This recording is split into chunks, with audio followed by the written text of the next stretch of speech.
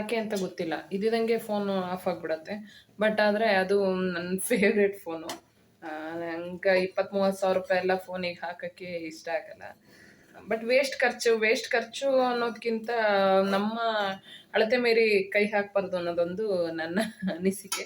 ಹಾಗಾಗಿ ಅದು ತಗೊಂಡಿಲ್ಲ ನಾನು. ಒಂದು ಇದು ವೆಲ್ಕಮ್ ಟು ಮೈ ಚಾನಲ್. ಎಲ್ಲರೂ ಹೇಗಿದ್ದೀರಿ? ಐ ಹೋಪ್ ಎಲ್ಲ ಚೆನ್ನಾಗಿದ್ದೀರಾ ಅಂತ ಅಂದ್ಕೊಂಡಿದ್ದೀನಿ.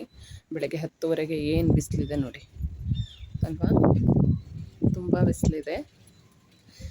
ಎಲ್ಲ ಗದ್ದೆಗೆ ಮತ್ತೆ ರಾಗಿ ಹಾಕ್ತಾರೆ ಅನಿಸುತ್ತೆ. ಅವರು ಎಷ್ಟು ಚೆನ್ನಾಗಿ ಎಲ್ಲ ಪಾತಿ ಮಾಡಿದ್ದಾರೆ. ಏನಂತಾರೆ ಗೊತ್ತಿಲ್ಲ ನನಗದು. ಅಂದ್ಕೊಂಡಿದ್ದೀನಿ ಪಾತಿ ಅಂದ್ಕೊಂಡಿದ್ದೀನಿ. ನೋಡಿ ನಮ್ಮ ಗಿಡದಲ್ಲಿ ಎಷ್ಟೊಂದು ಹೂವು ಬಿಟ್ಟಿದೆ. ಯಾರು ಕಿತ್ಕೊಳ್ಳೋದೇ ಇಲ್ಲ ಅದನ್ನು. ನಾನು ಅಂಗಡಿಗೆಲ್ಲ ಅಲ್ಲಿ ಇದರಲ್ಲೇ ತಂದು ಹಾಕ್ಬಿಡ್ತೀನಿ, ಅಂಗಡೀಲಿ ತಂದು ಹಾಕ್ತೀನಿ ಬೇರೆ ಕಡೆ. ಅಕ್ಕಿ ನೀರು ಪಕ್ಷಿಗೆ ಪಾಪ ಬಿಸಿಲಲ್ವಾ, ಹಾಗಾಗಿ ಅಕ್ಕಿ ನೀರನ್ನು ಯಾವಾಗಲೂ ಬಿಟ್ಟಿರ್ತೀನಿ. ಗಿಡಗಳು ಎಲ್ಲ ಬಿಸಿಲಿಗೆ ಮಾಡ್ತಾ ಇದ್ದಾವೆ. ಹಂಗೂ ಒಂದೊಂದು ಬಕೆಟ್ ನೀರು ಹಾಕ್ತೀನಿ ಬೆಳಗ್ಗೆ ಎದ್ದು. ಎಲ್ಲದಕ್ಕೂ ಒಂದು ಕಡೆಯಿಂದ ನೋಡಿ ಇಲ್ಲೆಲ್ಲ ಸುರ್ಕೊಂಬರ್ತಾ ಇದೆ ನೀರು. ಕಡೆಯಿಂದ ಎಲ್ಲದಕ್ಕೂ ನೀರು ಹಾಕ್ಕೊಂಡು ಬರ್ತೀನಿ. ಒಂದೊಂದು ಒಣಗೆ ಹೋಗ್ಬಿಡ್ತಾವೆ ನೋಡಿ. ಇದು ಗುಲಾಬಿ ಗಿಡ ಮತ್ತೆ ಬರುತ್ತೋ ಇಲ್ವೋ ಗೊತ್ತಿಲ್ಲ, ಎಲ್ಲ ಒಣಗಿ ಕಡ್ಡಿ ಆಗಿಬಿಟ್ಟಿದೆ ಪೂರ್ತಿ.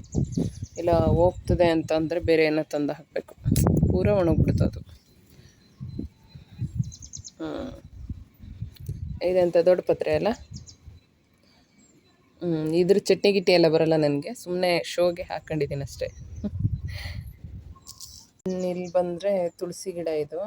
ಅದೇ ಒಂದು ಪಾಟಲ್ಲಿ ಹಾಕಿದ್ದು ಅದು ಹಂಗೆ ಬಂದ್ಬಿಟ್ಟಿದೆ.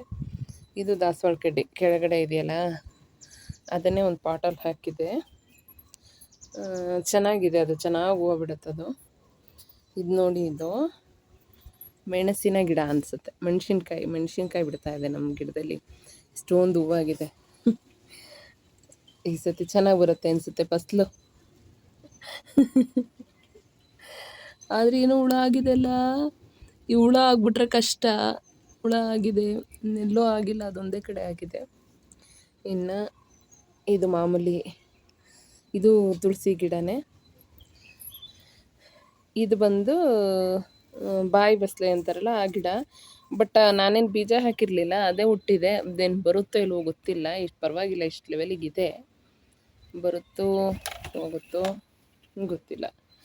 ಇನ್ನು ಆಮೇಲೆ ಅಲೋವೆರಾ, ಇದು ಯಾವಾಗಲೂ ತಂದಿರೋ ಏನು ಗಿಡ ಅದು, ಅನಾನಸ್ ಗಿಡ. ಇದು ಕಣಗ್ಲ ಗಿಡ. ಬಟ್ ಆದರೆ ಯಾಕೋ ಹುಳ ಆಗ್ತಾಯಿದೆ. ಅದಕ್ಕೆ ಔಷಧಿ ತಂದು ಹೊಡಿಯೋಷ್ಟು ಟೈಮ್ ನನಗಿಲ್ಲ. ನೀರು ಹಾಕ್ತಿದ್ದೀನಿ, ನೋಡೋಣ ಏನಾಗುತ್ತೆ. ಇನ್ನಿದು ತೆಂಗಿನ ಸಸಿ. ಅದೇ ಇದರಲ್ಲಿ ಕಾಯಿ ಕಳಶದಲ್ಲಿ ಬಂದಿತ್ತಲ್ಲ, ಆ ತೆಂಗಿನ ಸಸಿನ ಹಾಗೆ ಬಕೆಟ್ಗೆ ಹಾಕಿದ್ದೆ. ಅದು ನೋಡಿ ನಮ್ಮ ಗಿಡದಲ್ಲಿ ಎಷ್ಟು ಹೂವು ಬಿಟ್ಟಿದೆ ಅಂದರೆ ಕಾಣಿಸ್ತಿದೆ ಅನಿಸುತ್ತೆ ನಿಮಗೆ. ಎಷ್ಟು ಚೆನ್ನಾಗಿ ಕಾಣಿಸ್ತಿದೆ ಅಂದರೆ ಹೂಗಳು ಇಷ್ಟೊಂದು ಬಿಟ್ಟಿದೆ. ಬಟ್ ಯಾರೂ ಕಿತ್ಕೊಳ್ಳಲ್ಲ. ಹಾಗೆ ಆ ರಾಮಫಲ ಗಿಡ ಇದೆಯಲ್ಲ, ಅದರಲ್ಲಿ ಒಂದು ಹಣ್ಣು ಬಿಟ್ಟಿತ್ತು. ಇದೊಂದು ಹತ್ತಿ ಮರ ಇದೆ. ಇದೇನು ಇದ್ರೆ ಒಳ್ಳೇದಾ ಕೆಟ್ಟದಾ ನನಗೆ ಗೊತ್ತಿಲ್ಲ. ಒಂದು ಕರ್ಬೇವಿನ ಗಿಡ ಇದೆ ಅಷ್ಟೇ. ಅಂದರೆ ಇದ್ರ ಮೇಂಟೆನೆನ್ಸ್ ಏನು ನಾವು ಮಾಡಲ್ಲ, ಹಾಗಾಗಿ ಅದು ಆಗಿದೆ. ಇನ್ನು ಮನೆಗೆ ಬಂದರೆ ತಿಂಡಿ ಏನಾದರೂ ಮಾಡಬೇಕು. ಬಾಗಿಲು ತೋರಣ ಯಾಕೋ ಬಿದ್ದೋಗಿದೆ.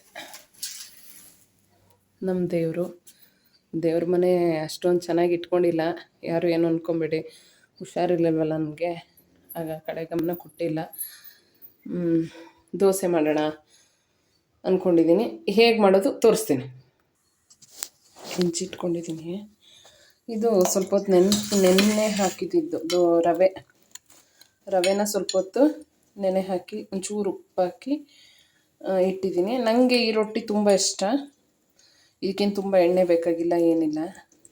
ನೆನ್ನೆ ಮಾಡಿ ಉಳ್ಕೊಂಡಿದ್ದು ಬದನೆಕಾಯಿ ಪಲ್ಯ ಉಂಟು, ಅದೇ ಆಗುತ್ತೆ.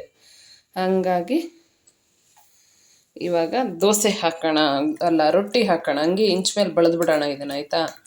ಬೇಗ ಆಗಬೇಕಲ್ಲ. ಈಗ ಇದನ್ನು ರುಬ್ಬಿ ನಾ ಹಾಕೋದು ಲೇಟ್ ಆಗುತ್ತೆ. ಹಂಗೆ ಇದು ಮಾಡ್ಕೊಂಡ್ರೆ ಈಸಿ, ಈ ತುಂಬ ಈಸಿ, ತುಂಬ ಟೇಸ್ಟಿ, ಚೆನ್ನಾಗಿರುತ್ತೆ. ಮಾಮೂಲಿ ಇದು ಎಂಥ ರವೆ ಉಪ್ಪಿಟ್ಟಿಗೆ ಹಾಕ್ತಾರಲ್ಲ ಅದೇ ರವೆನೇ ಮಿಕ್ಸ್ ಮಾಡಿ ನೀಟಾಗಿ ಕಲಸಿ ಇಟ್ಕೊಬೇಕು. ಏನು ಈಸಿಪ್ಪ, ನಾನು ತೋರಿಸ್ತೀನಿ ನಿಮ್ಗೆ ಹೇಗೆ ಹಾಕೋದು ಅಂತ ಹೇಳಿ. ರೊಟ್ಟಿ ಹಾಕ್ಕೊಂಡು ರೊಟ್ಟಿ ಹೊಡ್ತಿಂದ್ಬಿಟ್ಟು ಹೊರಟೆ ನಾನು, ಯಾಕೆಂದರೆ ವಿಡಿಯೋ ಕಂಟಿನ್ಯೂ ಮಾಡೋಕ್ಕಾಗಿಲ್ಲ, ನನ್ನ ಫೋನ್ ಸರಿ ಇಲ್ಲ, ಬೇಜಾರು ಮಾಡ್ಕೊಬಿಡಿ. Thank you video ನೋಡಿದ್ದಕ್ಕಾಗಿ.